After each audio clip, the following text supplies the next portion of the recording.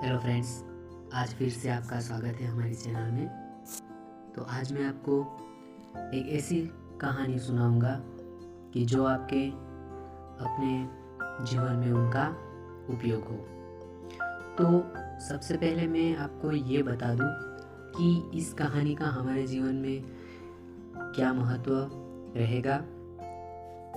तो उसके लिए आपको सबसे पहले मैं उनको ये बता दूं कि क्यों हमें इस कहानी को जानना चाहिए या फिर सुनना चाहिए। इस कहानी से हमें क्या सीख मिलेगी वो मैं थोड़ी का आपको प्रस्तावना के रूप में समझाऊं। कई बार हम बहुत ज़्यादा ही अपनी लाइफ को लेकर सीरियस हो जाते हैं कि जैसे ही कुछ बुरा हुआ तो हम उदास हो जाते हैं, और पल भर में जब कुछ अच्छा घटित होता है तो हम खुश हो जाते हैं।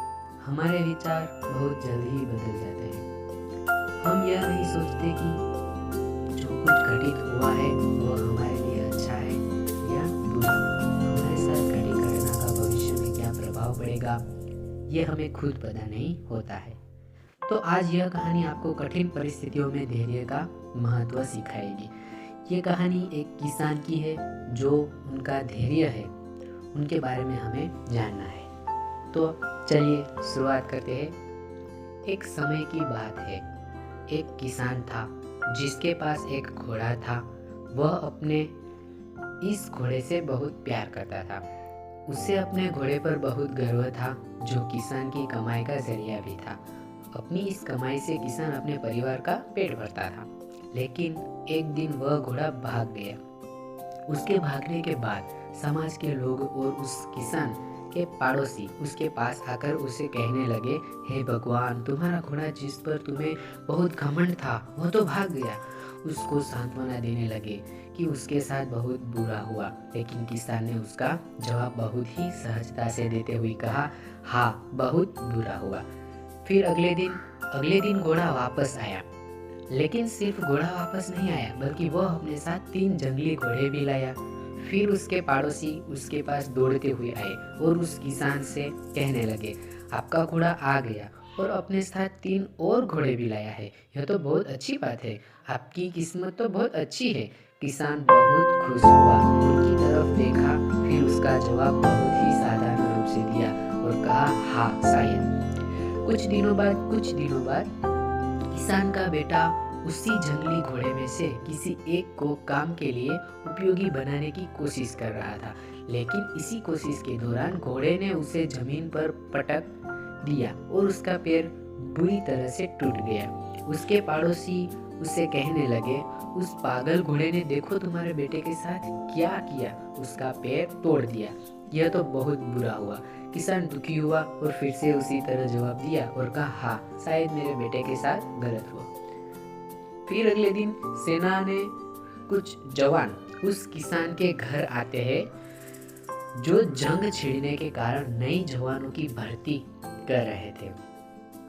उसमें से एक जवान ने किसान के बेटे को देखा और बोला, इसका तो पैर टूटा हुआ है, हम इसे सेना में भर्ती नहीं कर सकते। और वे जवान गांव के सभी लड़कों को लेकर अपने साथ चले गए।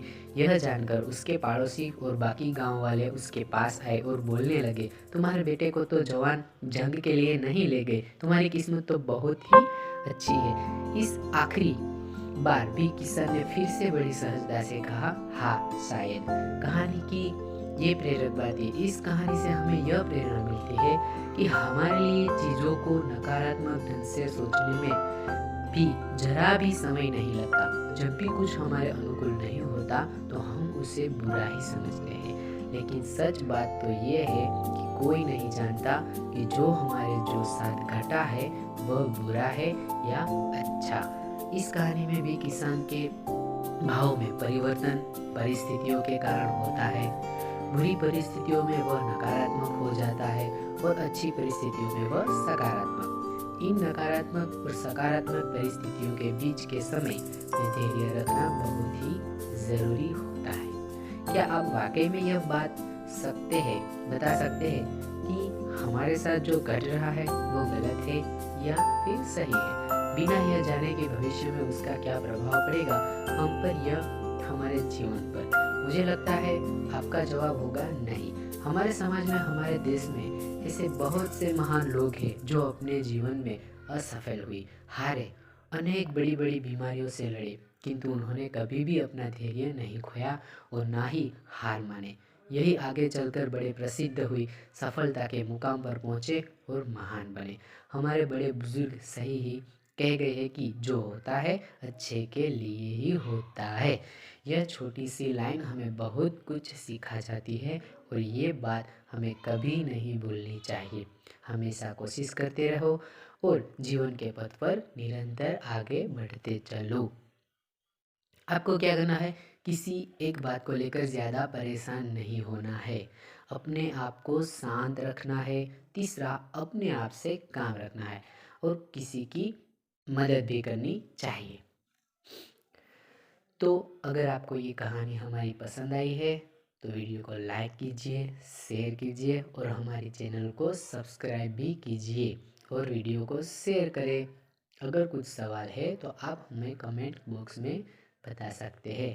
Thank you for watching my video.